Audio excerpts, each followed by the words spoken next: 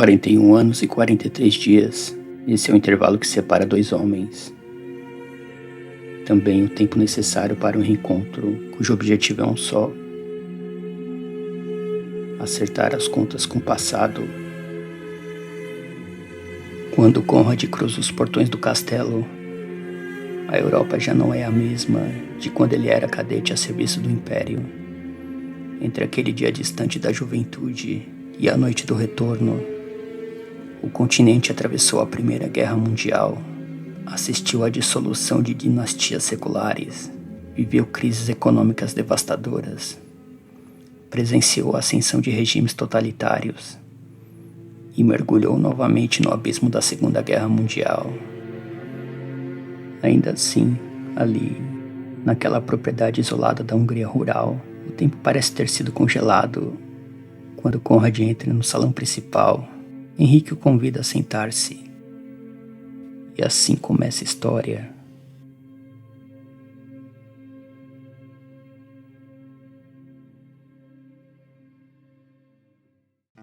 As Brasas de Sándor Márai foi publicada originalmente em 1942.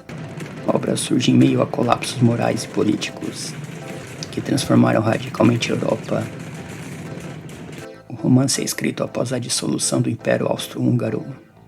Em 1918, o desmembramento territorial imposto à Hungria pelo Tratado de Trianon em 1920, que retirou cerca de 2/3 de seu território, e milhões de húngaros ficaram fora das novas fronteiras. E a estabilidade que se seguiu, incluindo a breve República Soviética Húngara de 1919 e a consolidação do regime conservador de Miklós Horthy. No plano continental, a Primeira Guerra Mundial derrubou 4 impérios: austro-húngaro, alemão, russo e otomano, e redesenhou o mapa europeu.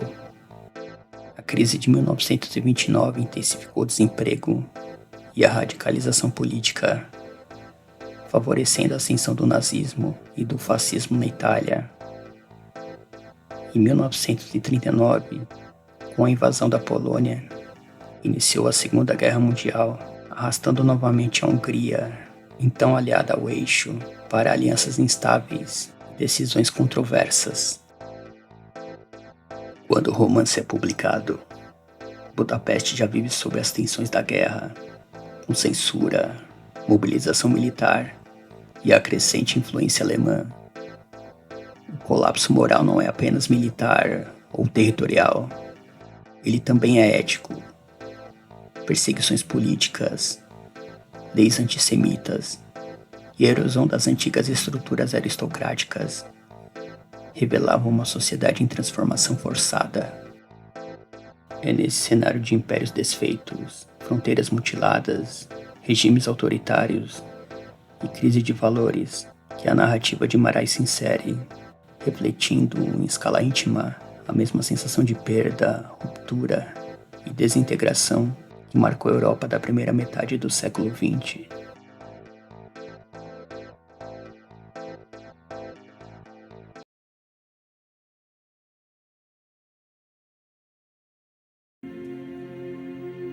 Esse reencontro entre amigos não pertence ao presente histórico, mas a uma dimensão suspensa, onde emoções antigas aguardam reconhecimento e forma. O castelo permanece como testemunha fiel e estática, como seus retratos emoldurados de antepassados fardados, suas estantes carregadas de volumes encadernados em couro, e seus salões onde o pó repousa como um véu do passado. Do lado de fora, o mundo já reconhece transmissões radiofônicas, discursos inflamados ecoando em praças públicas, jornais noticiando invasões e tratados. Henrique, porém, recusa o telefone e despreza o rádio. Prefere viver segundo o código anterior às massas e às ideologias, como se a modernidade fosse uma doença da qual ele decidiu manter-se afastado. No entanto, as intenções, promessas e feridas jamais cicatrizaram completamente. chegada de Conrad rompe o equilíbrio aparente construído ao longo das décadas, obrigando Henrique a confrontar aquilo que evitou por toda a sua vida.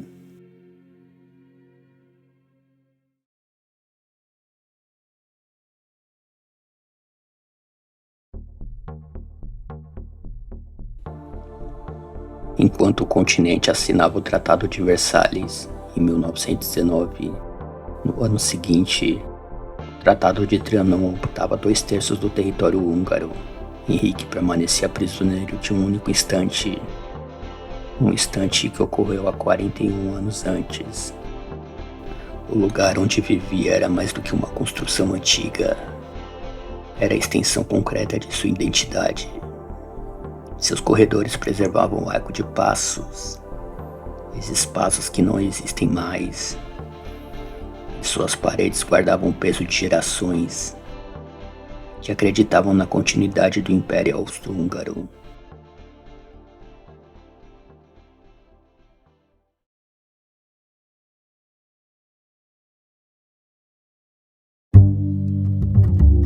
O Império, governado por Francisco José I por quase 7 décadas, parecia inabalável. Abrangia diversos povos: húngaros, austríacos, tchecos, eslovacos, croatas, italianos, todos unidos sob uma coroa comum. Naquele tempo, ali no castelo, essa ordem permanecia congelada. Mesmo que o mapa político da Europa tenha sido redesenhado inúmeras vezes, Henrique cresceu cercado por disciplina, tradição e hierarquia. Seu pai servira ao imperador. Desde cedo, o jovem aprendeu que a honra superava o desejo individual. A Academia Militar em Viena moldou-lhe o caráter com todo rigor.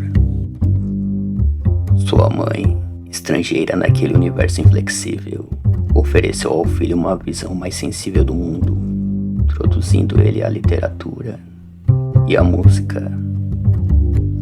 Essa dualidade entre pai e mãe, entre dever e sensibilidade, preparou o terreno para o encontro que definiria sua existência.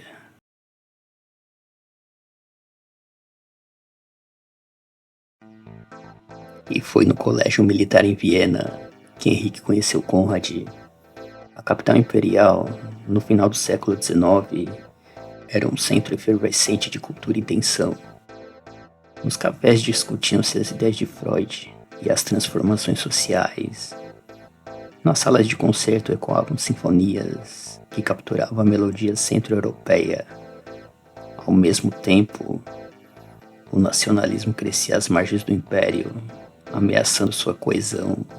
E nesse cenário complexo, nasce uma amizade absoluta entre dois jovens de origens distintas. Henrique adaptou-se naturalmente à disciplina militar. Conrad, embora obediente, parecia carregar uma inquietação interior. Frequentava concertos, envolvia-se com círculos artísticos e deixava-se tocar pela música como se ela fosse uma linguagem secreta. Enquanto Henrique via na carreira militar a continuidade de uma tradição familiar, Conrad buscava na arte uma forma de transcendência. Essas diferenças, longe de separá-los, criaram uma ligação intensa, uma ligação complementar.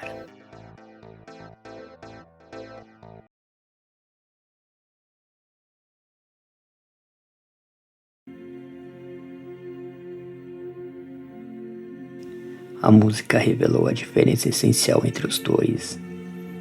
Quando Conrad tocava piano, seus gestos eram impregnados de emoção, como se cada nota fosse um tijolo de uma bela e exuberante construção. A tradição musical de Viena encontrava nele um intérprete apaixonado. Para Henrique, a música era estrutura e forma. Para Conrad, era mistério, emoção. Essa divergência se tornava mais evidente à medida que amadureciam. Foi nesse contexto que Henrique conheceu Cristina. Em uma noite de concerto, Conrad apresentou-os. Não houve paixão imediata, mas uma aproximação gradual. Cristina destacava-se pela intensidade silenciosa, pela maneira de sua escuta atenta e voz prestativa. Educada em ambiente culto, transitava com naturalidade entre o mundo militar e o mundo artístico. Henrique percebeu nela algo diferente, mas não soube definir. Foi através da música que Cristina reconheceu em Conrad uma profundidade. E ele se estabeleceu um pacto silencioso, uma comunicação feita de silêncios e olhares. Henrique, companheiro de Cristina, observava com respeito, mas também com inquietação. Ele desconfiava da música como um veículo de emoções que escapavam ao controle moral. A música, para ele, era instrumento de subversão, loucura e fantasia.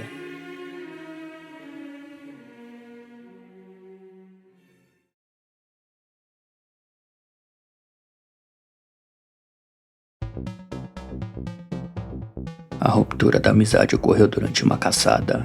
Naquele fatídico dia, Henrique percebeu a arma de Conrad apontada em sua direção. O disparo não veio, mas o gesto permaneceu suspenso, como uma sentença não pronunciada. No mundo real, com o assassinato do arquiduque Francisco Ferdinando em Sarajevo, desencadearia a Primeira Guerra Mundial.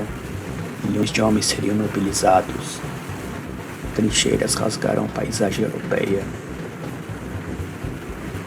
Conrad parte rumo aos trópicos. No dia seguinte da caçada, a guerra na Europa começou, e Henrique serviu fielmente ao exército imperial. Participou das campanhas nos Cárpatos e testemunhou o desgaste progressivo das tropas. Em 1918, o império colapsou. O imperador Carlos I abdicou. A Hungria declarou independência, mergulhando em instabilidade política. O mundo que moldou Henrique simplesmente deixou de existir.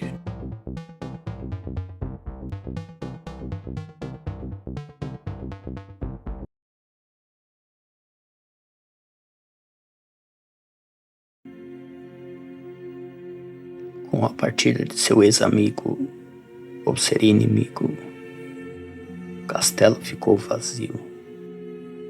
Cristina permaneceu, mas algo dentro dela também se ausentara. A guerra trouxe racionamento, incerteza e medo. Sua saúde fragilizou-se ao longo dos anos. Ela morreu jovem, vítima de uma anemia.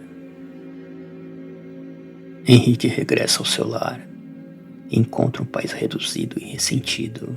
Ele assistiu à breve República Soviética de 1919 e à consolidação do regime conservador sob Miklos Horthy.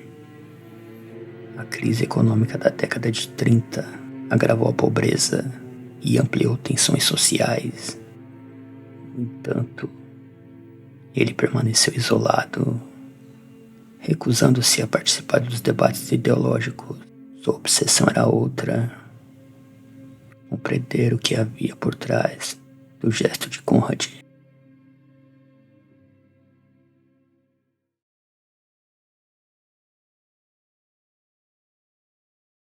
Conrad refugiou-se nos trópicos, estabelecendo-se próximo a Singapura, então uma das principais bases do Império Britânico na Ásia.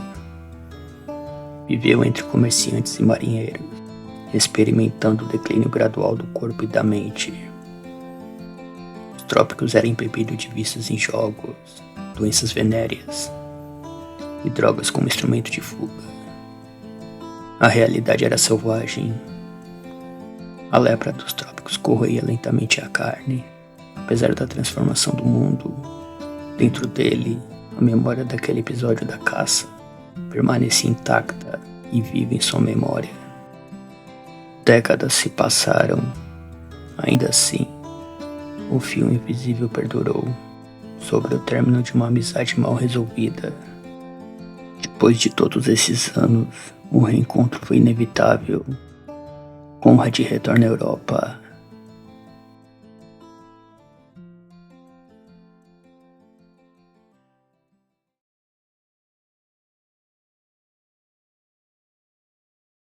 Transformado pelo exílio nos trópicos, o que ele encontra é uma Europa ferida.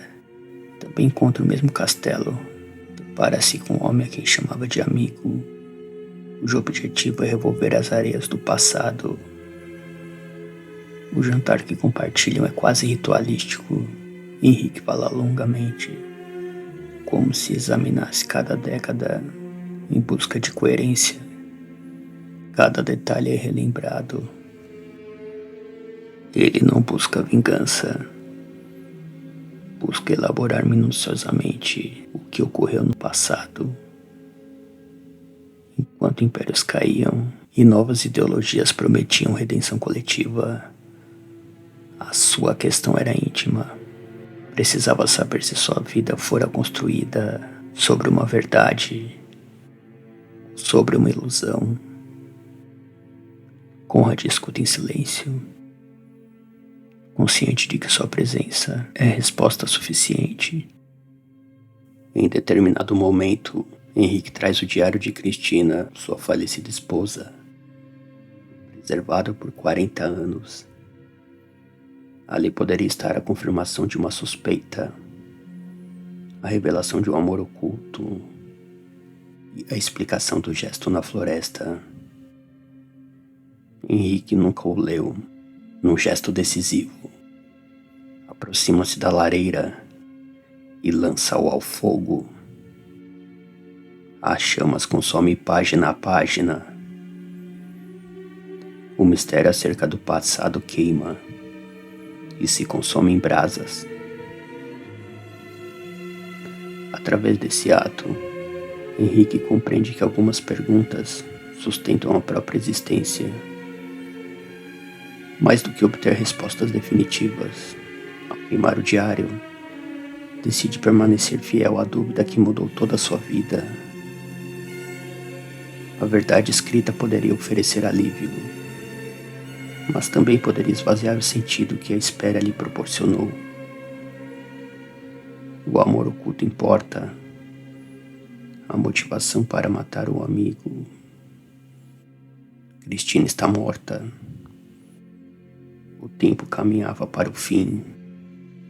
Foram 41 anos e 43 dias, resolvidos em uma única noite. Na manhã seguinte, Conrad parte a Londres, sua nova morada. O aperto de mão entre cavalheiros é discreto. Não há clima de reconciliação sentimental. Há apenas reconhecimento entre dois homens que sobreviveram a impérios, guerras mundiais e exílios tropicais. O castelo permanece imóvel. General Henrique já não é mais o mesmo. Enquanto a Europa tenta reconstruir-se após mais uma devastação, ele encerra seu próprio ciclo interior. O mundo continuará a registrar tratados, revoluções e reconstruções. Mas ali, naquele espaço silencioso, consumou-se um acerto de contas mais profundo. O acerto de contas da consciência humana diante ao tempo, da amizade diante da suspeita e da honra diante do desejo. E assim, sob as cinzas do diário queimando e sob as cicatrizes invisíveis de duas guerras, permanecem as brasas que dão nome à história, brasas que não se apagam, apenas aguardam o momento de serem confrontadas. Porque certos acontecimentos, como certos amores e certas amizades, sobrevivem às nações e novas cartografias, e também parte de amores vividos ou imaginários são levados a um grande segredo das tumbas. Se este mergulho em as brasas fez sentido para você, fortaleça esse projeto Inscreva-se no canal Além do Retrato. Ative as notificações para não perder os próximos ensaios. E deixe seu like. Isso ajuda o vídeo a alcançar mais pessoas. Muito obrigado. Até mais.